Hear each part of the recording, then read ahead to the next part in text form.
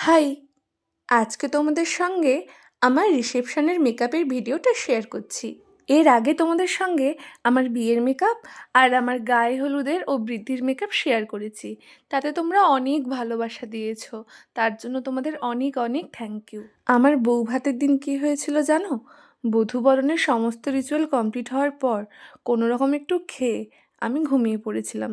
কারণ তার আগের দিন বিয়ে, ওই দিন তো মানে আমাদের ব্রাহ্মণ বাড়ির বিয়ে তো পুরো একদম সারা রাত ধরে হয়, অনেকক্ষণ ধরে বিয়ে হয়েছিল।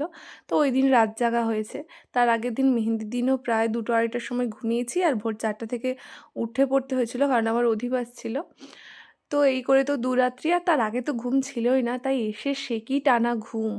তারপর যখন চোখ খুলে দেখি তখন সন্ধ্যা হয়ে গেছে, আর তখন আমার মাথায় হাত।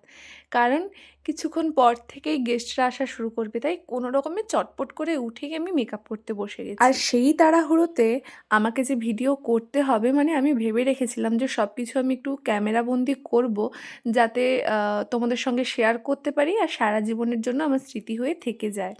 তো সে কথা আমার মাথা থেকে এক্কেবারে বেরিয়ে গেছে।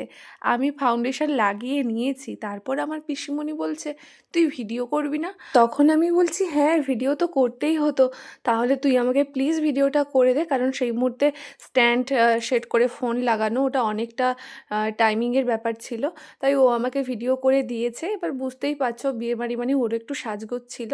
তাই কিছুক্ষণ ও ভিডিও করে দেওয়ার পর আমি ফোনটা সামনের দিকে রেখে দিয়েছিলাম, তাই ভিডিওটা কোনো রকম যা-তা হয়েছে। আর মেকআপ করতে করতে আমি অনেক ভিডিও কলও অ্যাটেন্ড করছিলাম, কারণ যারা আমার ক্লোজ ওয়ান, যাদের আমার বিয়েতে থাকার কথা ছিল কিন্তু যারা থাকতে পারেনি দুর্ভাগ্যবশত, তো তাদের ভিডিও কলটা আমি অ্যাটেন্ড করছিলাম। আমার মায়ের সঙ্গে কথা বলছিলাম।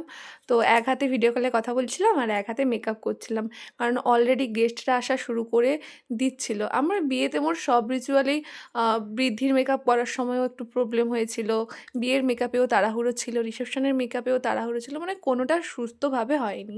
যাই হোক, মোটামুটি কোনো রকমের মেকআপটা আমি কমপ্লিট করেছি। আর এর মধ্যে ঘটেছে আর এক কাণ্ড, আমি মাথার মুকুট কিনিনি। যেটা হয় ছোট্ট ক্রাউন হয়, ওগুলো আমি কিনিনি। তারপর ফটোগ্রাফার দাদা এসে বলল, ক্রাউন লাগাতেই হবে, নাহলে এক্কেবারে ভালো লাগবে না। তারপর আবার একজন ভাইকে পাঠিয়ে আমি ক্রাউন এনে ফাইনালি পুরো লুকটা কমপ্লিট করেছি। তোমরা প্লিজ জানিও কেমন হয়েছে। জানি অতটাও ভালো হয়নি, একা একা যতটুকু পেরেছি করেছি। তোমরা প্লিজ জানিও কেমন হয়েছে। চলো, টাটা।